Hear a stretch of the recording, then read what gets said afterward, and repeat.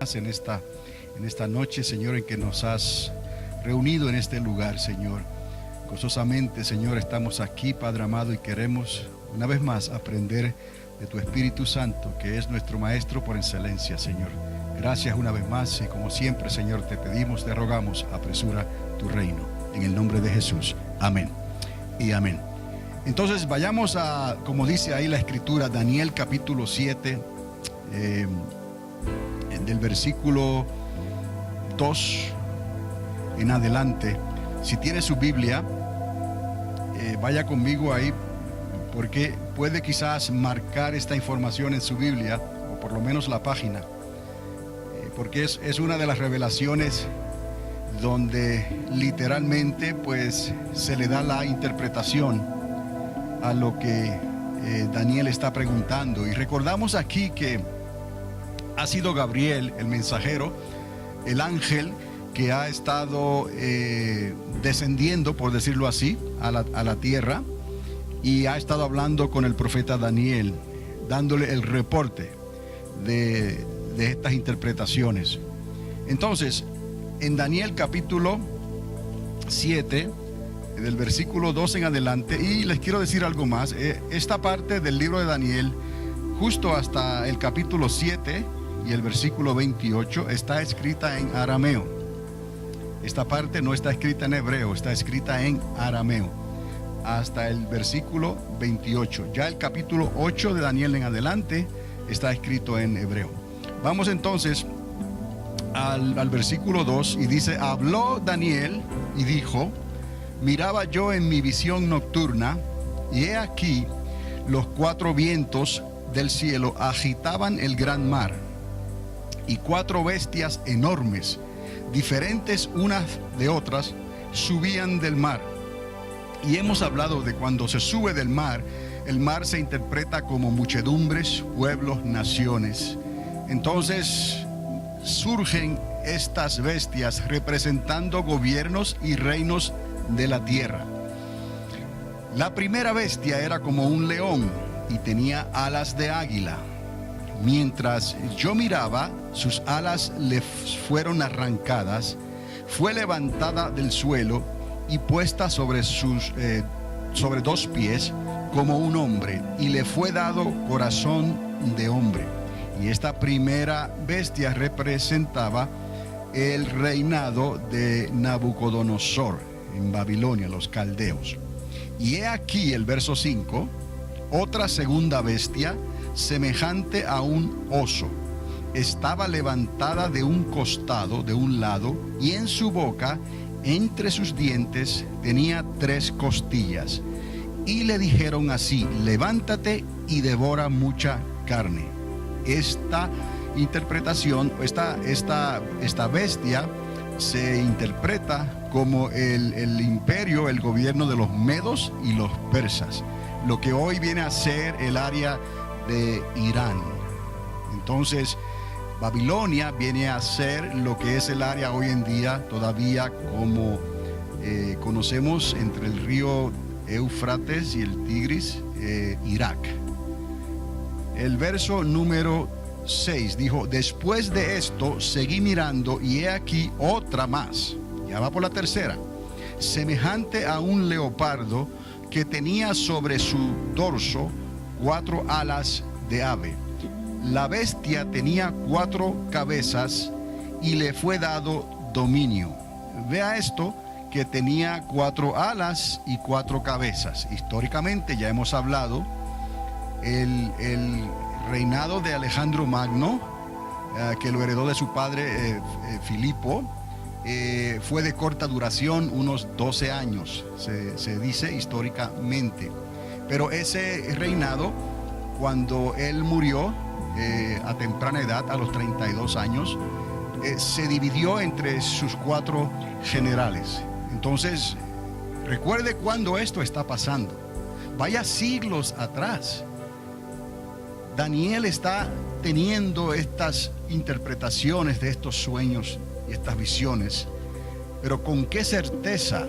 4 cabezas, 4 alas. Precisamente ese reinado de Alejandro el Grande se dividió entre sus 4 generales. Pero ¿qué es lo importante que nosotros hemos hablado del imperio griego? Es que de ahí salió el primer anticristo, de la dinastía de los Seleucidas. ¿Recuerdan? Ese fundador de los Seleucidas, el primer Seleuco, o de ahí el nombre Antíoco, sucesivamente en 4 o 5 ocasiones. De ahí, en la jerarquía número 7, desde su fundador, sale Antíoco Epífanes. Este fue el primer anticristo, que históricamente su nombre es Antíoco IV. Fue el cuarto Antíoco. Este Antíoco Epífanes vino a ser el primer anticristo revelado en la Biblia, con interpretación, que vino a cambiar los tiempos y la ley, y vino a tratar de imponer un nuevo orden bajo su gobierno, una manera de pensar diferente, una religión diferente, algo que se relacionó con una manera de pensar helenista en aquel entonces, porque los griegos cambiaron la manera de pensar del mundo, ¿no? Con su forma de pensar sistemática, lógica, mental, donde el ser humano se convierte en el centro del universo y Dios puede ser una opción. Entonces, de hecho, ellos también aceptarían multidioses. No hay ningún problema con esa forma de pensar helenística. Entonces, solo para recordarles que de los griegos fue que salió hijo de macedonios, que vino a ser el Antíoco Epífanes, el primer anticristo identificado como tal en la Biblia. Importante, ¿por qué? Porque hay referencia, lo que dicen en inglés, clues, referencias y datos de que el segundo anticristo será como este, pero aún peor. Entonces, vamos ahora al versículo 7 y dice: después de esto, seguí mirando en las visiones nocturnas, y he aquí una cuarta bestia. Nos damos cuenta aquí que los primeros 3 imperios, e incluso el imperio romano, que está simbolizado como parte de esa cuarta bestia, ya tuvieron su manifestación aquí en la tierra. El imperio de Babilonia subió, de hecho, los mencionados como tales, porque antes de los babilonios estaban los asirios. Pero en estas visiones y estos sueños y estas interpretaciones y estatuas no se menciona a los asirios, que fueron los que llevaron cautivos a las 10 tribus de Israel, a las tribus del norte.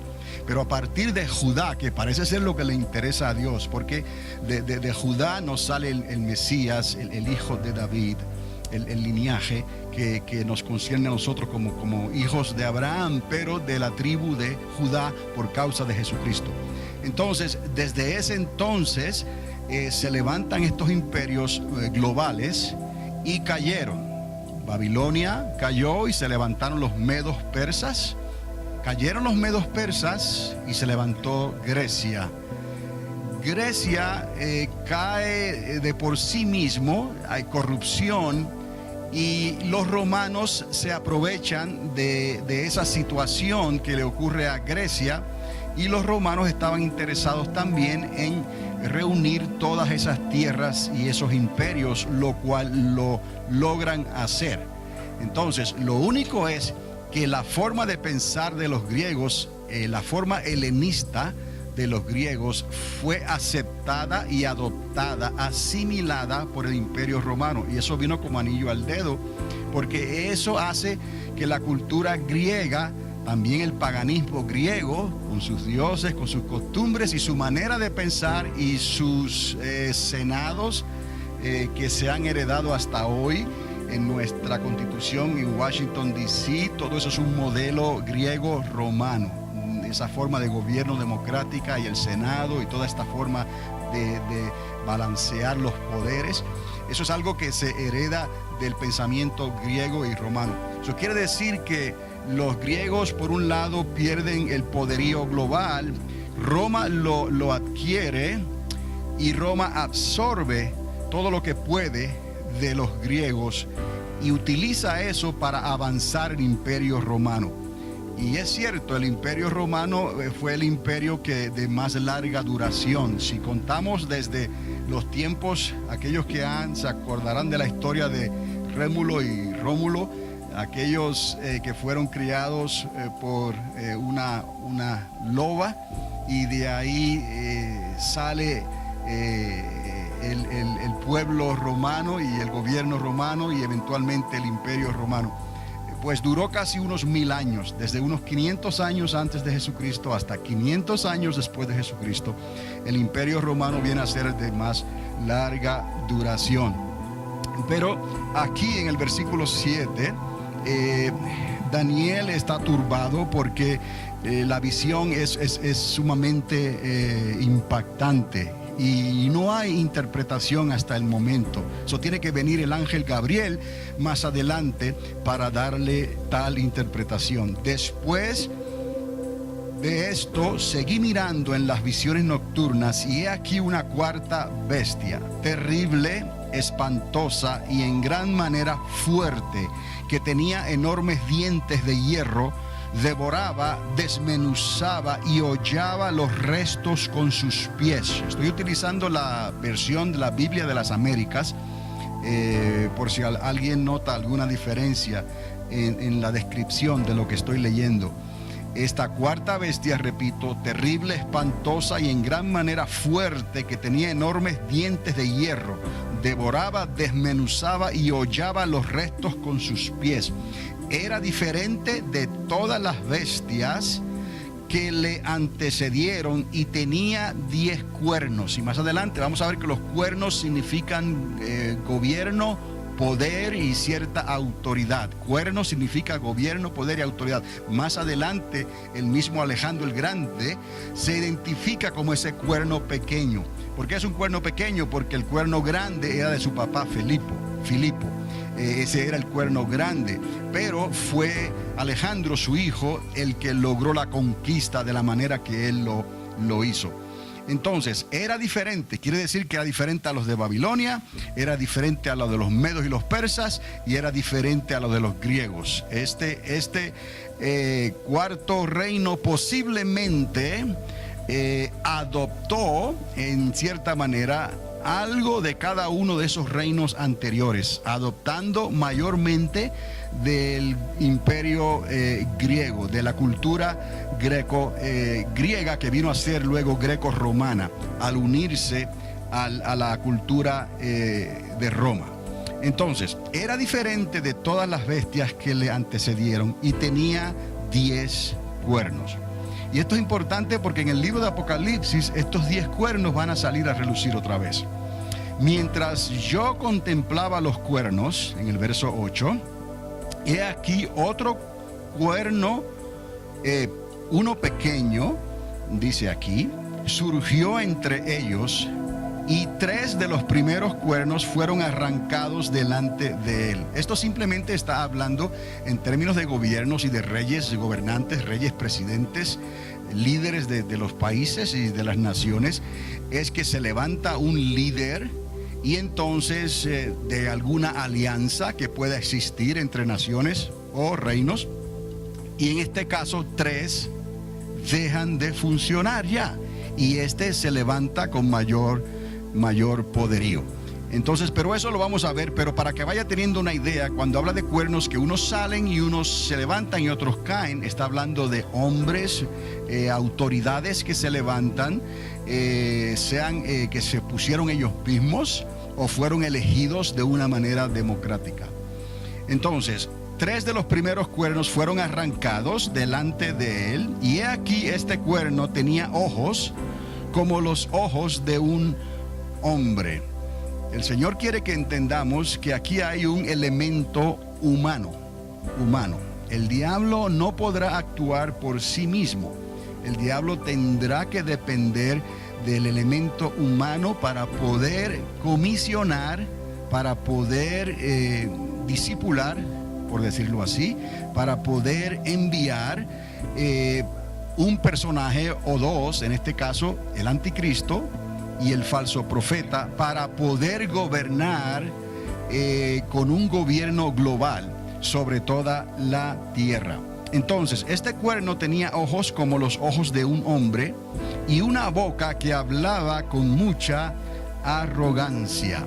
Entonces, aquí vamos interpretando lo que estas palabras, se trata de hacer una traducción que nos muestre el pensamiento, en este caso arameo, que esto está escrito en arameo. Del arameo nos traducen y nos llega esta palabra arrogancia, que la podemos entonces relacionar con la arrogancia que conocemos a alguien, una persona altiva, una persona que es de mucha influencia, pero también necesita ser una persona altamente política, una persona que esté dispuesta y capaz para hablar con las masas, con las personas, y a hablarles lo que ellos quieren escuchar y tener una solución rápida, efectiva y práctica para cualquier problema que se ofrezca, que aparezca. Entonces, este hombre era un experto en manipular las masas y las personas para llevar a cabo sus planes. Entonces, de aquí quiero que vayamos al versículo, a ver un momento, 23. No, por razón de tiempo no puedo leer todos los versículos, pero les estoy dando el capítulo, los versículos principales y el área donde usted puede repasar este material más tarde.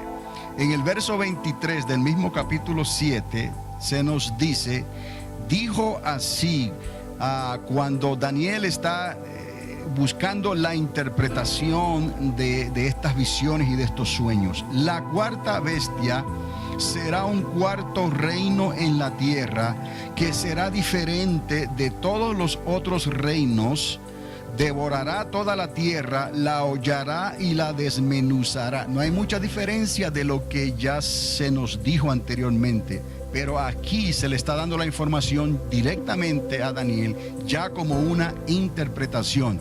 Nunca debemos de menospreciar los sueños, como creyentes que somos, los sueños y las visiones que podamos tener, y tampoco las visitaciones angelicales. Estos son cosas que están en el orden de Dios. Hay mensajeros de Dios, ángeles, a lo largo de toda la Biblia, que han descendido a la tierra, están entre nosotros, nos han visitado, se han relacionado con nosotros y no nos hemos dado cuenta tal vez que eran seres angelicales, pero estuvieron. No podemos cerrar el entendimiento a las visiones y a los sueños. No siempre va a ser porque usted se acostó pensando en eso, o usted comió de más, o quizás tuvo una pesadilla. No, siempre considere los designios de Dios, especialmente en este tiempo en que estamos viviendo. La cuarta bestia sería un cuarto reino en la tierra como ninguno otro. Verso 24. Los 10 cuernos de este reino son 10 reyes. He aquí la interpretación directa. Ahí está. 10 reyes que se levantarán y otro se levantará después de ellos. Está hablando de 10 reyes y luego de otro rey que se levanta, además de esos 10.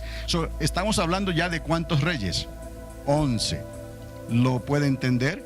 10 reyes y luego se levantará otro después de ellos, y él será diferente de los 10 anteriores y subyugará a 3 reyes. Quiero que vea esto. Hay 10 reyes, aparece otro, se suma ¿cuánto?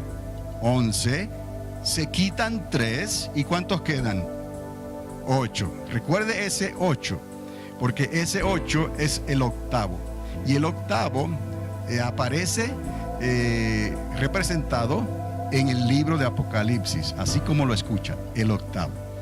Entonces, en el verso 25, y él proferirá palabras contra el Altísimo. Hablará palabras contra el Altísimo. O sea, se está rebelando contra la autoridad suprema. Y afligirá a los santos del Altísimo. Y esto representa primeramente, ya les he dicho, a la nación judía, al pueblo de Israel, que literalmente en el tiempo de Daniel el profeta estaba hablando directamente de los judíos y del pueblo de Israel. E intentará cambiar los tiempos y la ley. Y he aquí lo que hemos comentado anteriormente. La agenda de los anticristos parece ser cambiar los tiempos y la ley. ¿Y qué es? ¿Y qué son los tiempos y la ley?